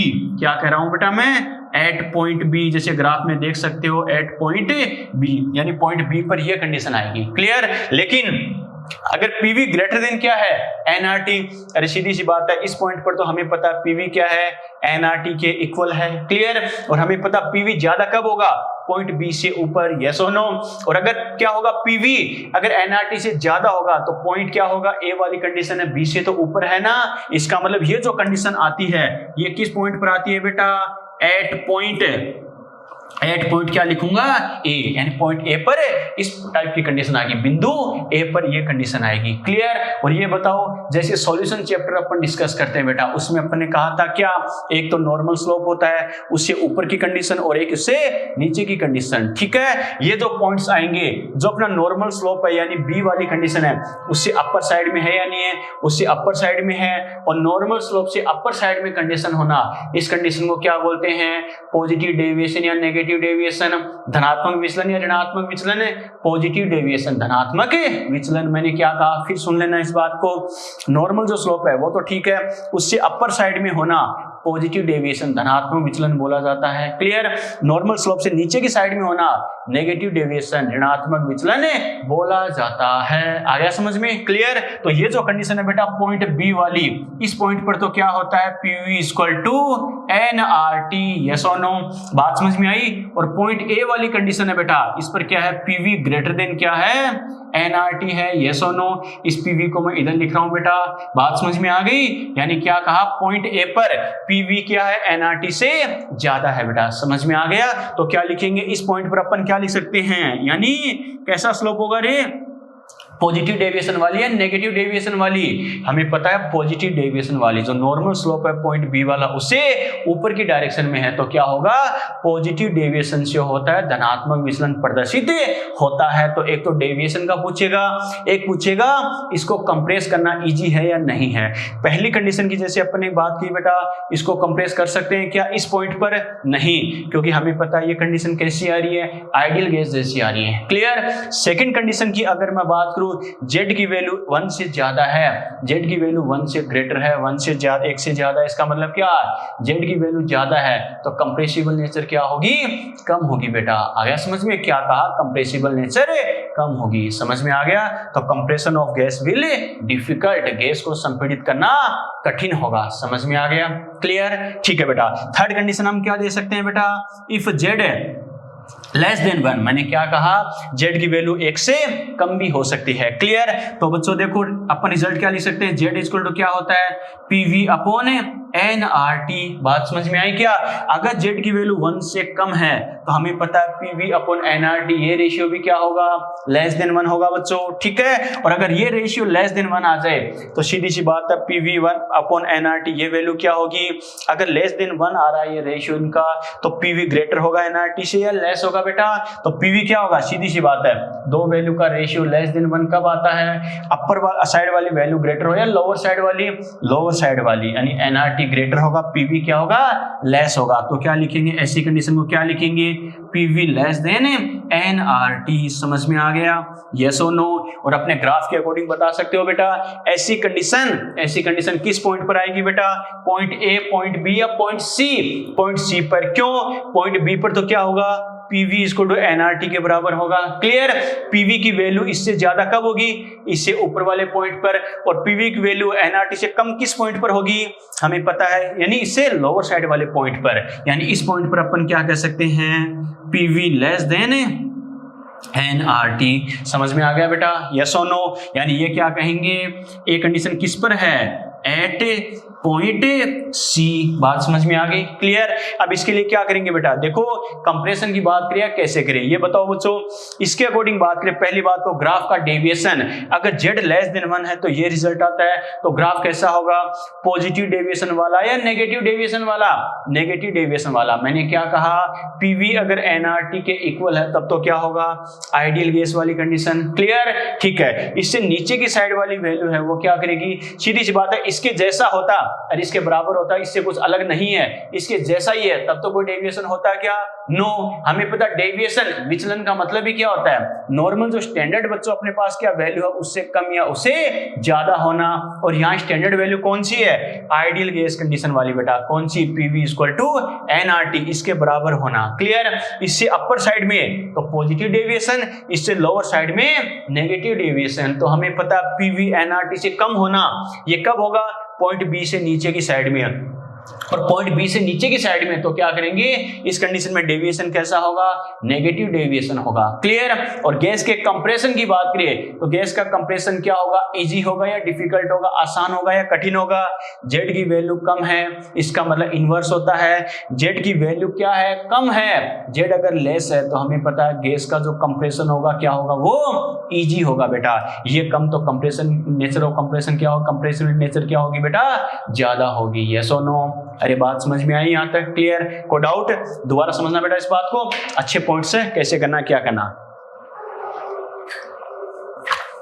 समझना इस बात को, कैसे किया, क्या किया, ये लास्ट में 2 लाइन में लिखाऊंगा जरूर, ठीक है। सुनना इस बात को, दोबारा समझना बच्चों। देखो अपन ने क्या किया, ये बात तो अपन ने कही कि दोनों में जो मेजर डिफरेंस होता है वो इंटरमोलिकुलर अट्रैक्शन फोर्स, इसकी वजह से कंप्रेसिबल नेचर, और इसके लिए एक फैक्टर यूज करेंगे कंप्रेसिबल, क्या, कंप्रेसिबिलिटी फैक्टर, संपीड़ितता गुणांक। क्लियर। अब अपन ने क्या कहा था, PV इक्वल टू ZNRT, तो Z अपन ने क्या लिखा, PV अपॉन NRT। समझ में आ गया।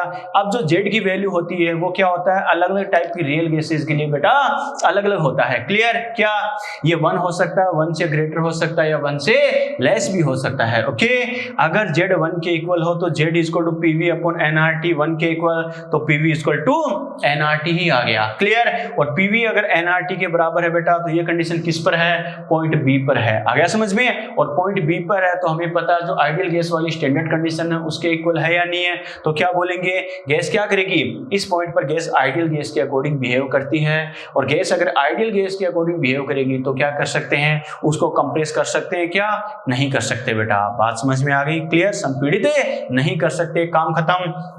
अब क्या करेंगे, अगर बाय द वे जेड की वैल्यू क्या 1 से ज्यादा हो किसी गैस के लिए तो क्या करेंगे, जेड हमें पता पीवी अपॉन एनआरटी होता है।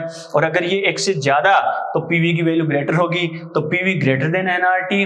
तो पीवी ग्रेटर देन एनआरटी किस पॉइंट पर होगा, बी से ऊपर की साइड वाले कोई पॉइंट पर। जैसे यहाँ पर पॉइंट ए है, बात समझ में आई क्या। इसका मतलब जैसे मान लो इस पॉइंट वाली कंडीशन है, इसके अकॉर्डिंग होगी। तो ये बताओ अगर पॉइंट बी से ऊपर की साइड में है तो अपन क्या बोलेंगे, सीधी सी बात है, बी पर जो स्लोप आ रहा है उसके इक्वल तो नहीं होगा, उससे कम या ज्यादा होगा। इससे ऊपर साइड में है तो पॉजिटिव डेविएशन। मैंने क्या कहा, बी वाला जो स्लोप है आइडियल गैस वाला उसके इक्वल होना, तब तो क्या होगा, कोई दिक्कत ना, आइडियल वाली कंडीशन है। उससे कम या ज्यादा होना, डेविएशन, विचलन। आ गया समझ में। तो पीवी अगर एनआरटी से ज्यादा है इसका मतलब क्या होगा, स्टैंडर्ड से तो अलग है, आइडियल से तो अलग है, मतलब डेविएशन तो होगा, लेकिन उससे ऊपर की साइड है तो पॉजिटिव डेविएशन। आ गया समझ में। तो पीवी एनआरटी से ज्यादा हो तो क्या होगा, गैस पॉजिटिव डेविएशन शो करती है। ये तो ठीक है, डेविएशन आ गया। जेड की वैल्यू ज्यादा है तो गैस की कंप्रेसिबल नेचर, संपीड़न की प्रवृत्ति क्या होगी, कम होगी। समझ में आ गया, क्लियर। एक कंडीशन हमें क्या दे सकता है, अगर किसी गैस के लिए जेड की वैल्यू क्या हो, 1 से कम हो, लेस देन 1 हो तो क्या लिखेंगे, हमें पता जेड क्या होता है, PV upon NRT. Clear, Z होता है पीवी अपॉन एनआरटी। और अगर जेड 1 से लेस देन 1 है तो हमें पता है बच्चों दोनों का रेशियो भी क्या आएगा, लेस देन 1। दोनों का रेशियो अगर लेस देन 1 आएगा तो हमें पता है पीवी क्या होगा, एनआरटी से कम होगा। यस और नो, पीवी एनआरटी से कम किस पॉइंट पर होगा, बी से नीचे की साइड में। यस और नो, जैसे यहां मैंने पॉइंट सी लिखा है बेटा, इस पर बात समझ में आ गई। तो बी से नीचे की साइड में होगा। और अगर बी से नीचे की साइड में है तो सीधी सी बात है, पहली बात तो मैंने क्या कहा, स्टैंडर्ड वाला पॉइंट तो कौन सा होगा, पॉइंट बी है जिस पर आइडियल वाली कंडीशन आती है। उससे नीचे की साइड में नेगेटिव डेविएशन। बात समझ में आई क्या। तो गैस क्या करेगी, नेगेटिव डेविएशन शो करती है अगर ऐसी कंडीशन है तो। और क्या करेंगे, डेविएशन तो नेगेटिव है। अब गैस के कंप्रेशन की बात करें तो हमें पता है बच्चों जेड की वैल्यू कम है तो गैस के कंप्रेस होने की टेंडेंसी, संपीड़न की प्रवृत्ति ज्यादा होगी। समझ में आया कैसे किया, यस और नो, क्लियर। इसीलिए ग्राफ मैंने मिटाया नहीं था। तो ग्राफ में ये पॉइंट है बेटा, इनको जरूर मेंशन कर लेना। और ये कंडीशन ऐसी कैसी लिखो, मैंने एक एक चीज लिखाई है। आपसे सीधा पूछेगा किसी गैस के लिए जेड ग्रेटर देन 1 है, लेस देन 1 है, इक्वल टू 1 है, डेविएशन कैसा होगा, और कंप्रेस होने की टेंडेंसी कम होगी, ज्यादा होगी, क्या होगी, एक एक चीज मैंने एक्सप्लेन की है। क्लियर। बीच में मैंने दो दो लाइन जो बोला है बेटा, यहाँ पर दो दो लाइन छोड़ देना, हर पॉइंट के बाद इसका रिजल्ट लिखेंगे, ऐसा होगा, ऐसा होगा, ऐसा होगा। समझ में आ गया, क्लियर। नोट करो फटाफट।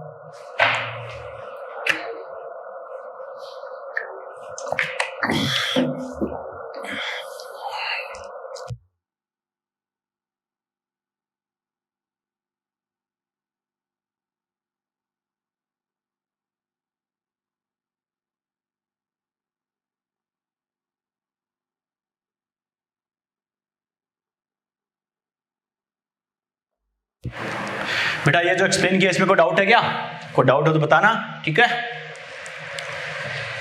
नोट करो फटाफट।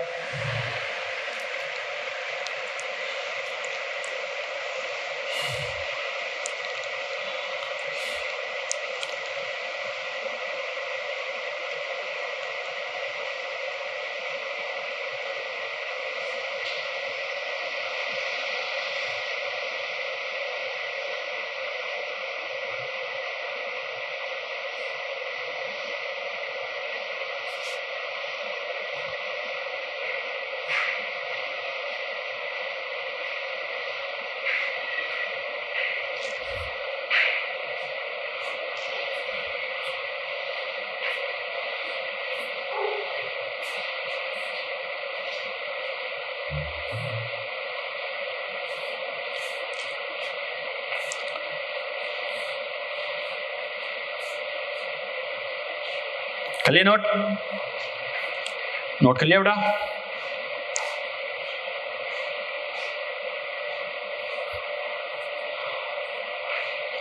कर लिया क्या? चलो बेटा देखो, ये जो दो लाइन अपन ने लिखा बेटा यहां पर मैच कर लेना। कहां बोल रहा हूं मैं? यहां पे लिखो, gas is represent the behave according to ideal gas. Gas is represent the behave according to ideal gas.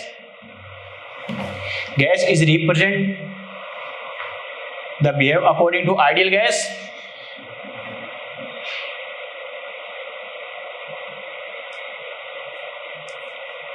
Gas is represent the behavior according to ideal gas and not possible to compress the gas and not possible to compress the gas. ठीक है? Gas is represent the behavior according to ideal gas and not possible to compress the gas. ठीक है? हिंदी में लिखो, gas आदर्श gas के समान व्यवहार दर्शाती है। गैस आदर्श गैस के समान व्यवहार दर्शाती है तथा गैस को संपीड़ित करना संभव नहीं है। गैस आदर्श गैस के समान व्यवहार दर्शाती है तथा गैस को संपीड़ित करना संभव नहीं है। ठीक है? ये जो बेटा सेकंड कंडीशन थी, यहां पे दो लाइन छोड़ी, यहां पर लिखो, gas is represent positive deviation. Gas is represent positive deviation. Gas is represent positive deviation from ideal gas behavior. Gas is represent positive deviation from ideal gas behavior. Gas is represent positive deviation from ideal gas behavior. Gas is represent positive deviation from ideal gas behavior, and the compressible nature of gas will less. And the compressible nature of gas will less. And the compressible nature of gas will less. लिख लिए?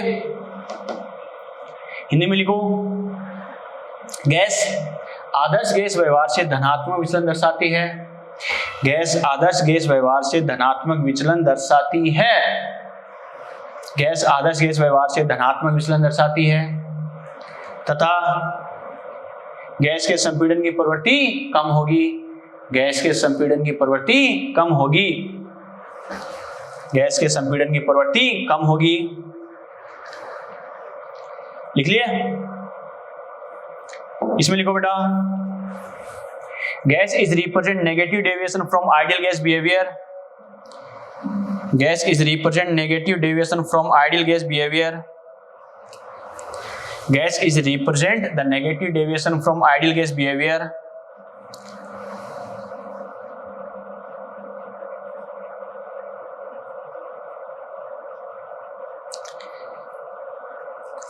Gas is represent negative deviation from ideal gas behavior, and compressible nature of gas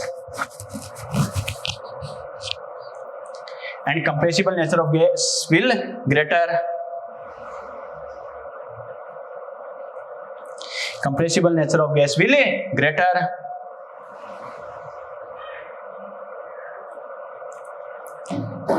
Hindi में लिखो बेटा, gas आदर्श gas व्यवहार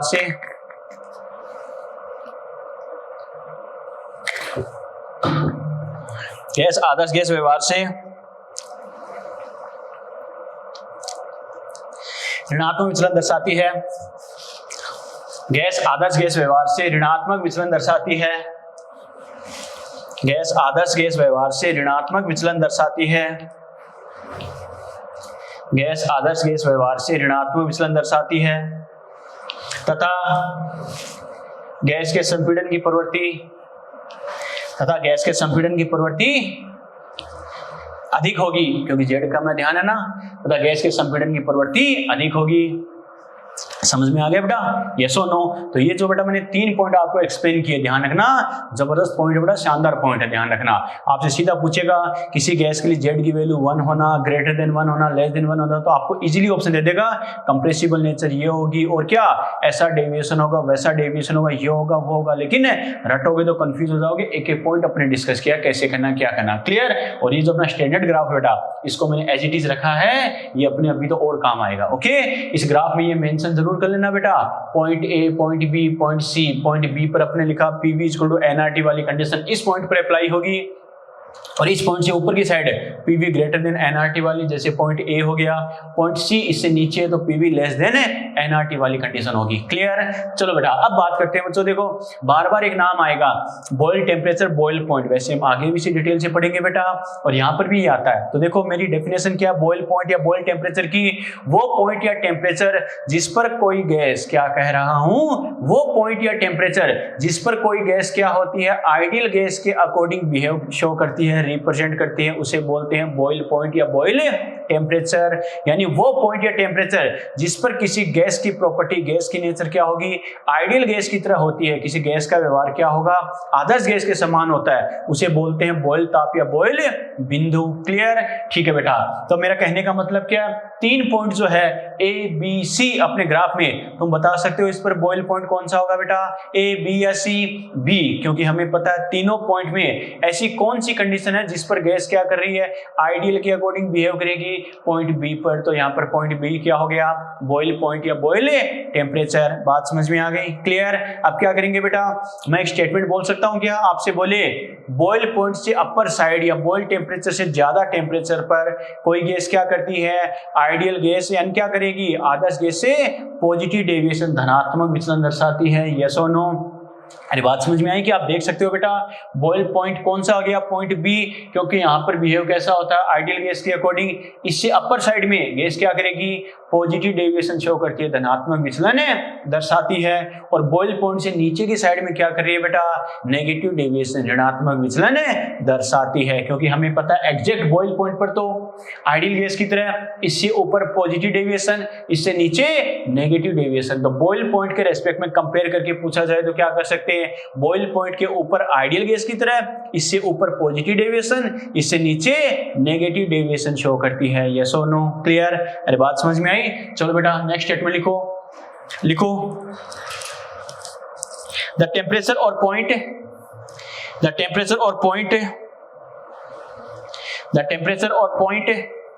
eight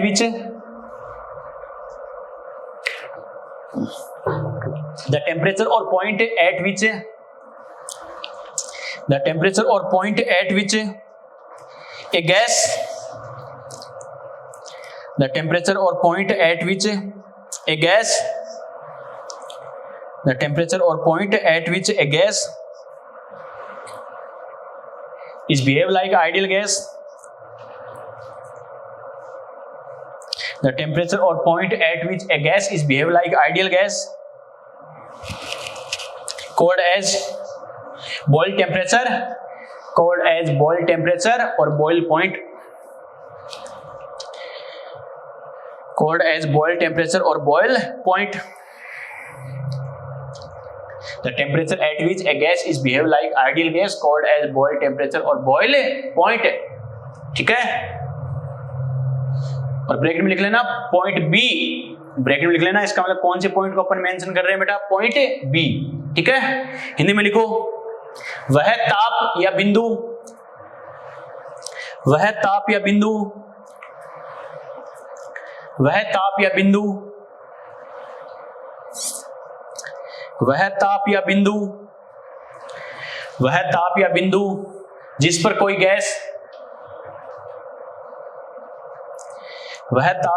जिस पर कोई gas, आदर्श gas के समान व्यवहार दर्शाती है, वह ताप या बिंदु जिस पर कोई गैस आदर्श गैस के समान व्यवहार दर्शाती है,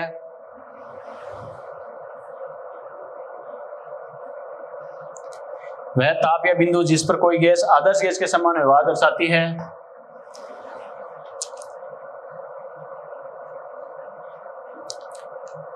बॉयल ताप या बॉयल बिंदु कहलाता है।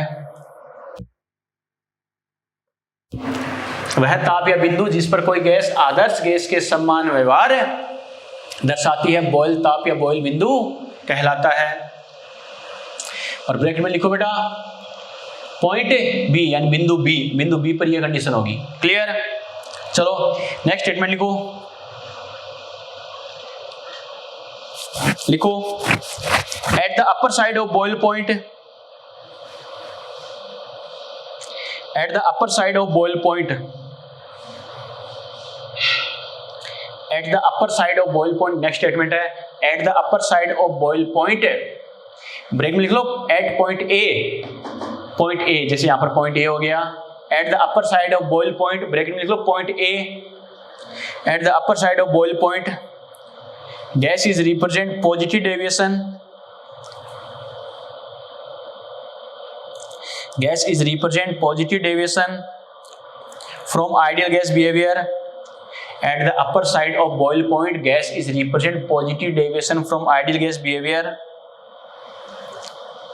while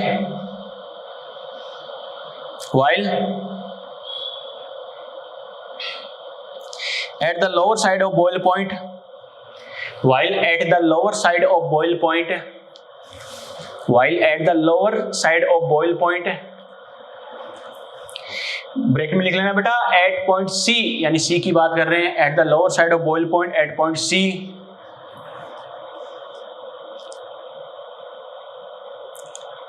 a gas is represent negative deviation from ideal gas behavior, a gas is represent negative deviation from ideal gas behavior, a gas is represent negative deviation from ideal gas behavior। ठीक है, repeat कर रहा हूं बेटा, match कर लेना, at the upper side of boil point यानी point A, at the upper side of boil point A gas is represent positive deviation from ideal gas behaviour, while at the lower side of boil point, point C की बात कर रहा हूं, at the lower side of boil point gas is represent negative deviation from ideal gas behaviour. Clear? Hindi में लिखो बेटा, boil बिंदु से ऊपर की दिशा में, बॉइल बिंदु से ऊपर की दिशा में, बॉइल बिंदु से ऊपर की दिशा में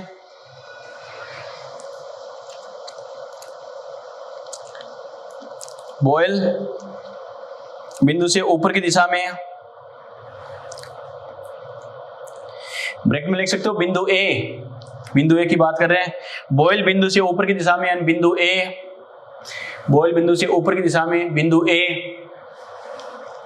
गैस आदर्श गैस व्यवहार से धनात्मक विचलन, गैस आदर्श गैस व्यवहार से धनात्मक विचलन,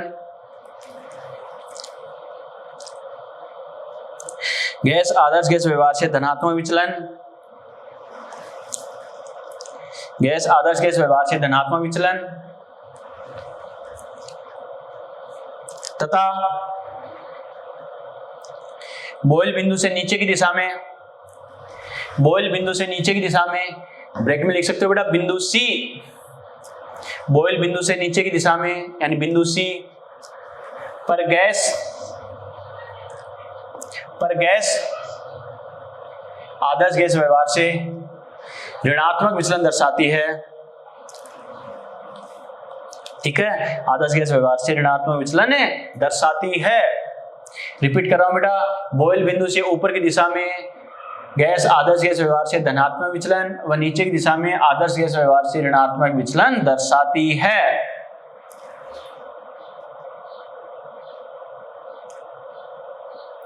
ठीक है बच्चों, एक बात बताओ, जेड के लिए अगर मैं बात करूं बेटा तो देखो बेटा क्या कहेंगे, नॉर्मली अगर अपन बात करें तो क्या कह सकते हैं, जेड के रेस्पेक्ट में अगर अपन बात करें तो क्या कहेंगे, बॉइल पॉइंट से अपर साइड, बॉइल पॉइंट से अपर साइड मतलब कौन से पॉइंट की बात कर रहा हूं मैं, पॉइंट बी की बात कर रहा हूं। बॉइल पॉइंट से अपर साइड क्या होगा, जेड की वैल्यू कंटिन्यूअसली इंक्रीज होती है, ये जो स्लोप होता है बेटा ये रिप्रेजेंट करता है। देखो बच्चों, अलग अलग गैसेस के लिए अलग अलग स्लोप क्यों आ रहे हैं, क्योंकि हमें पता है अलग अलग गैसों के लिए क्या होता है, अरे सीधी सी बात है, इंटरमोलिकुलर अट्रैक्शन फोर्स डिफरेंट होंगे, अंतराणु आकर्षण बल अलग होंगे तो उनकी कंप्रेसिबल नेचर, संपीड़न की प्रवृत्ति अलग होगी, संपीड़न की प्रवृत्ति अलग होगी तो हमें पता है कंप्रेसिबिलिटी फैक्टर, संपीड़ित गुणांक भी अलग अलग होगा। आ गया समझ में? तो सभी के लिए जेड अलग अलग होता है, इसी वजह से तो क्या आता है बच्चों, सभी के लिए अलग अलग स्लोप आते हैं। क्लियर? तो देखो बॉइल पॉइंट के ऊपर हमें पता है गैस आइडियल के अकॉर्डिंग बिहेव करती है तो क्या होता है बेटा, जेड की वैल्यू क्या होती है, 1 होती है। क्लियर? ये तो स्टैंडर्ड हो गया। अब क्या कहेंगे, इससे ऊपर की डायरेक्शन में क्या होता है, सभी स्लोप देखो कैसा है, पॉजिटिव है, इसका मतलब जेड की वैल्यू कंटिन्यूअसली क्या होती है, इंक्रीज होती है। क्लियर? इससे नीचे की डायरेक्शन में देखो क्या कहेंगे, क्या होगा, जेड की वैल्यू क्या होगा, पहले डिक्रीज होगी उसके बाद क्या होगी, इंक्रीज होगी। आप देख सकते हो बेटा कि जो गैसें क्या करती है, नेगेटिव डेविएशन शो करती है तो पहले तो क्या हो रहा है, देखो उनका स्लोप नीचे आ रहा है, उसके बाद क्या हो रहा है, इंक्रीज हो रहा है बेटा। यस और नो? क्लियर? तो जेड के लिए बोले तो ध्यान रखना, यानी बॉइल पॉइंट से अपर साइड है, बॉइल पॉइंट से अपर साइड क्या होता है, जेड की वैल्यू कंटिन्यूअसली इंक्रीज ही होगी। कैसे? जैसे ये वाले स्लोप भी है तो आप देख सकते हो बेटा, क्या ये मान लो इंक्रीज हो रहा है, अब उसके बाद क्या, इस पॉइंट से ऊपर की साइड में, इस पॉइंट से ऊपर की साइड में ये बताओ बेटा कभी जेड की वैल्यू डिक्रीज होगी क्या, नहीं, इंक्रीज ही होता जाएगा। क्लियर? इसके लिए भी बात करें तो क्या होगा, इस पॉइंट के ऊपर, इस पॉइंट के बाद जेड क्या होगा, कंटिन्यूअसली इंक्रीज ही होता जाएगा। जबकि क्या होगा, बॉइल पॉइंट से नीचे, बॉइल पॉइंट से नीचे पहले क्या होगा, डिक्रीज होगा, उसके बाद क्या होगा, इंक्रीज होगा। समझ में आया मैंने क्या कहा, यस और नो? क्लियर? लिखो बेटा अगला स्टेटमेंट लिखो, at the upper side of boil point,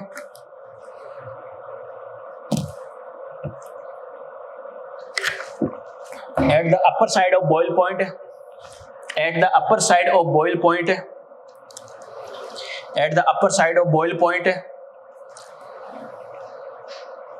value of z, value of z, value of z, at the upper side of boil point, value of z continuously increases, value of z continuously increases, value of z continuously increases at the upper side of boil point, value of z continuously increases, value of z continuously increases at the upper side of boil point, value of z continuously increases while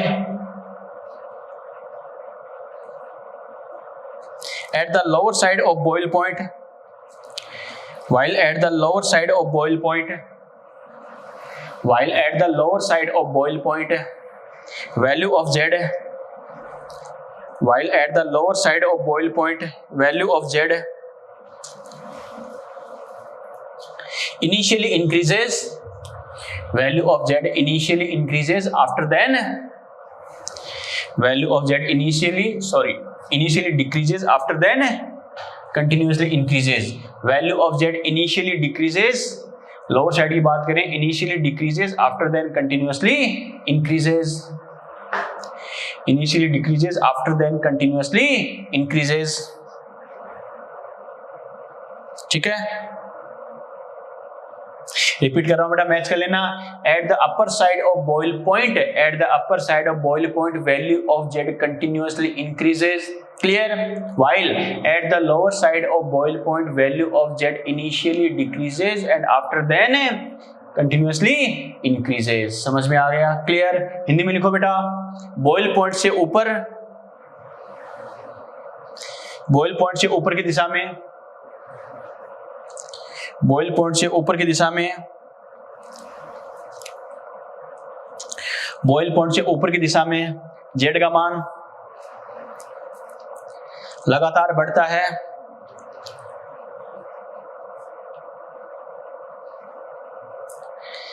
boil point से ऊपर की दिशा में Z का मान लगातार बढ़ता है,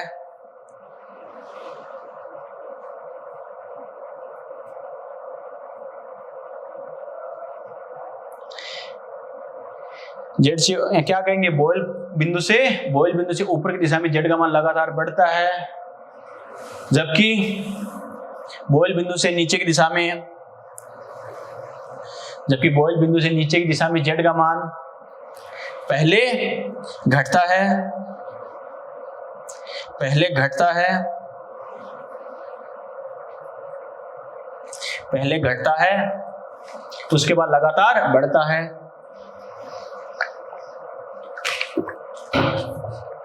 पहले घटता है उसके बाद लगातार बढ़ता है। समझ में आ गया? क्लियर? रिपीट कर रहा हूं बेटा, हिंदी में सुन लेना। बॉयल बिंदु से ऊपर की दिशा में जेड का मान लगातार बढ़ता है, जबकि बॉयल बिंदु से नीचे की दिशा में जेड का मान पहले क्या होता है, यानी प्रारंभ में घटता है उसके बाद लगातार बढ़ता है। बेटा समझ में आ गया? क्लियर? यस और नो? चलो बेटा अब बात करें जो क्या सीधा पूछा जाता है टिक लगाने वाला। क्या आपको याद है जैसे अपन ने रियल गैस में फर्स्ट स्टेटमेंट यही लिखा था, क्या real gases are behave like ideal gas only in special conditions of temperature and pressure and represent the deviations from all other conditions of temperature and pressure. Clear? अपन ने क्या कहा था, वास्तविक गैसें केवल ताप व दाब की कुछ विशेष परिस्थितियों में आदर्श गैस के समान व्यवहार दर्शाती है, लेकिन बाकी अन्य सभी परिस्थितियों में क्या करेगी, आदर्श गैस व्यवहार से विचलन दर्शाती है। क्लियर? अब वो ऐसी कंडीशन कौन सी होती है, तो बेटा ध्यान रखना, आपको कंफ्यूज करके क्या कई सारे ऑप्शन बना देगा। High temperature high pressure, low temperature क्या high pressure low temperature low pressure, low temperature high pressure high temperature low pressure. कहने का मतलब क्या हाई लो करते सेम से ऑप्शन दे देगा, लेकिन कंफ्यूज होने की जरूरत नहीं है। क्या कोई रियल गैस है, कोई वास्तविक गैस है, उसको अगर आइडियल के अकॉर्डिंग आदर्श के अनुसार अगर व्यवहार दर्शाना, तो सीधी सी बात है जो रियल गैस है उसकी प्रॉपर्टी टॉप क्लास होनी चाहिए। टॉप क्लास होनी चाहिए मतलब क्या, अरे गैस की सबसे अच्छी प्रॉपर्टी क्या होती है, यानी गैस के जो हम सोचते हैं ऐसा होना चाहिए वैसा होना चाहिए, हमेशा गैस के जैसा ही होना चाहिए। गैस के जैसा होने का मतलब क्या, उसको कभी भी लिक्विड वगैरह में कन्वर्ट ना कर सके। और ये कब पॉसिबल है, ये कब पॉसिबल है बेटा, जब गैस के मॉलिक्यूल लगातार क्या मूवमेंट शो करते रहे। और ये कब पॉसिबल है, गैस के मॉलिक्यूल लगातार मूवमेंट शो करते रहे और मॉलिक्यूल दूर दूर रहे। यस और नो? मेरा कहने का मतलब क्या है, अगर गैसेस मॉलिक्यूल लगातार मूवमेंट शो करते जा रहे हैं और दूर दूर है, तो कभी वो लिक्विड की फॉर्म में आ सकते हैं क्या, नहीं। इसका मतलब वो आइडियल गैस की तरह होंगे। बस दिमाग में ये सेट रखो, मॉलिक्यूल को दूर दूर रखना है और लगातार मूवेबल होना चाहिए। क्लियर? तो ये कंडीशन कौन सी होती है, हमें पता कंटिन्यूअसली मूवमेंट शो करने के लिए काइनेटिक एनर्जी ज्यादा होनी चाहिए। काइनेटिक एनर्जी ज्यादा होने के लिए हमें पता क्या ज्यादा होना चाहिए, टेम्परेचर ज्यादा होना चाहिए। यस और नो? क्लियर? ठीक है बेटा। और हमें पता मॉलिक्यूल को दूर दूर रखना तभी तो गैस की तरह होगा बेटा। और मॉलिक्यूल को दूर दूर रखने के लिए प्रेशर क्या होना चाहिए, कम होना चाहिए, क्योंकि गैस के लिए हम देखते हैं प्रेशर अगर इंक्रीज होता है तो पार्टिकल पास पास आते हैं तो वॉल्यूम कम होगा बेटा। हमें गैस के लिए बात करनी है तो क्या, अरे पार्टिकल को दूर दूर रखना है मतलब प्रेशर कम होना चाहिए, यानी ऐसी कंडीशन है तब तो क्या होगा, इसका मतलब है वो कंटिन्यूअसली गैस की फॉर्म में ही रहेगा, नहीं रहेगा, कंटिन्यूअसली गैस की फॉर्म में ही रहेगा, यानी आइडियल गैस के अकॉर्डिंग बिहेव करेगा। समझ में आ गया? क्लियर? लेकिन इसकी opposite condition they they, by the way क्या करें, टेम्परेचर कम और प्रेशर क्या कर दे ज्यादा। एरो समझ रहे हो ना, लो टेम्परेचर हाई प्रेशर, अगर ऐसी कंडीशन कर दे तो इसमें क्या होगा बेटा, टेम्परेचर कम है, टेम्परेचर कम है मतलब पार्टिकल की एनर्जी कम होगी। अगर पार्टिकल की एनर्जी कम है तो हमें पता वो रेस्ट पोजीशन में आ सकते हैं, नहीं आ सकते, आ सकते हैं, रेस्ट पोजीशन में आ सकते हैं, मतलब गैस की तरह हो सकता है क्या, नहीं। क्लियर?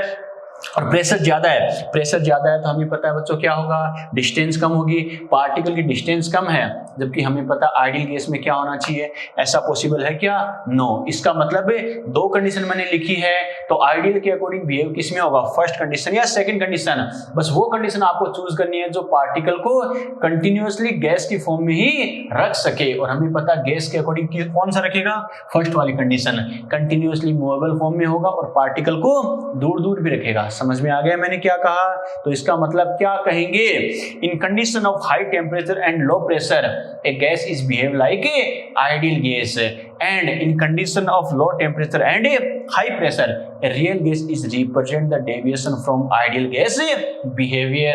आप कहोगे सर बाकी इसके अलावा और कंडीशंस भी हो सकती है, दोनों लो हो सकते हैं, दोनों हाई हो सकते हैं, बिल्कुल बात सही है, लेकिन ये कंडीशन जस्ट इसके अपोजिट कंडीशन है। इस वजह से अगर एक कंडीशन पूछे तो ये पूछेगा डेविएशन शो करने का, डेविएशन मतलब आइडियल गैस से कुछ अलग होना। समझ में आ गया? यस और नो?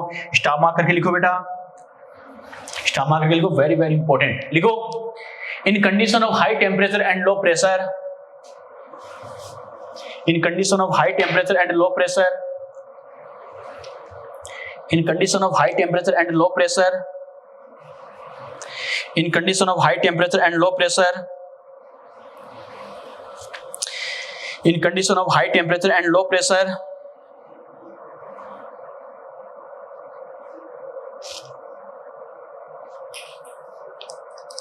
ब्रैकेट में ये लिख लेना बेटा शॉर्ट में और अंडरलाइन कर लेना इसे।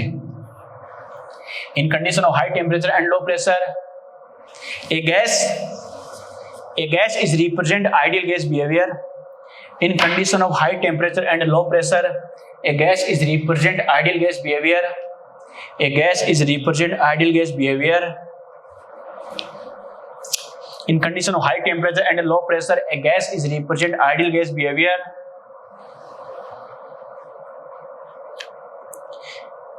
A gas is represent ideal gas behavior while in condition of low temperature and high pressure, bracket में लिख लेना शॉर्ट में, while in condition of low temperature and high pressure, while in condition of low temperature and high pressure, gas is represent the deviations from ideal gas behavior.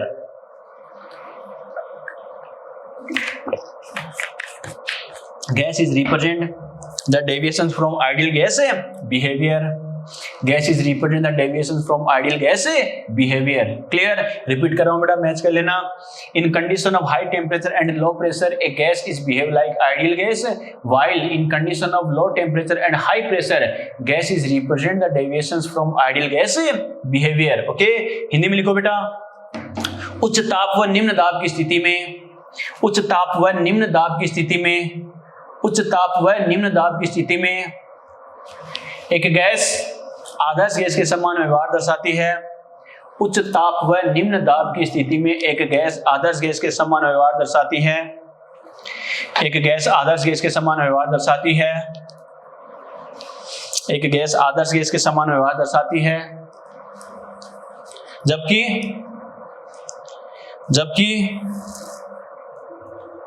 जबकि निम्न ताप व उच्च दाब की स्थिति में, जबकि निम्न ताप व उच्च दाब की स्थिति में, जबकि निम्न ताप व उच्च दाब की स्थिति में गैस, जबकि निम्न ताप व उच्च दाब की स्थिति में गैस आदर्श गैस व्यवहार से, निम्न ताप व उच्च दाब की स्थिति में गैस आदर्श गैस व्यवहार से विचलन दर्शाती है. निम्न ताप व उच्च दाब की स्थिति में गैस आदर्श गैस व्यवहार से विचलन दर्शाती है. यहां तक बात समझ में आई बेटा? क्लियर? चलो बेटा, तो ये अपने बात की बच्चों देखो कैसे करना है, क्या करना. आज जो हमने पढ़ा बेटा वेरी वेरी इंपॉर्टेंट बेटा, ध्यान रखना. क्यों? आगे जो हमें नेक्स्ट लेक्चर में अपनी जो van der Waals gas equation start करेंगे बेटा, ध्यान रखना. आज जो आपने पढ़ा है कि जेड के अकॉर्डिंग कौन सी प्रॉपर्टी कैसे होती है, किसके लिए क्या कंप्रेसिबल नेचर कम होगी, किसके लिए कंप्रेसिबल नेचर ज्यादा होगी, किस कंडीशन में आइडियल के अकॉर्डिंग बिहेव करेगा, किस कंडीशन में डेविएशन शो करेगा, उसमें से भी पॉजिटिव डेविएशन नेगेटिव डेविएशन इस लेक्चर में जो अपने किया है सारा समझने वाला पोर्शन था. और ग्राफ की हेल्प से ही मैंने बताया इस पॉइंट पर ये होगा, उस पॉइंट पर ये होगा. ठीक है, वेरी वेरी इंपॉर्टेंट, ध्यान रखना बेटा. ये आज जो हमने पढ़ा है ये समझ में नहीं आएगा तो वान डेर वाल इक्वेशन में काफी दिक्कत आएगी. क्लियर? ठीक है, तो अपना जो नेक्स्ट लेक्चर होगा बेटा वान डेर वाल गैस इक्वेशन पर होगा. यहां तक जो हमने पढ़ा बेटा कोई दिक्कत है क्या? ठीक है, आज जो पढ़ा बेटा उसे अच्छे से रिवाइज करना, कोई डाउट हो पूछना. जो अपना नेक्स्ट लेक्चर होगा उसमें अपन बात करेंगे वान डेर वाल गैस इक्वेशन के बारे में, कैसे होता क्या होता वो कल डिस्कस करते हैं. यहां तक समझ में आया? अच्छे से रिवाइज करना बेटा, और कोई दिक्कत हो पूछना. क्लियर? बाकी बात करेंगे बेटा कल. Okay, bye.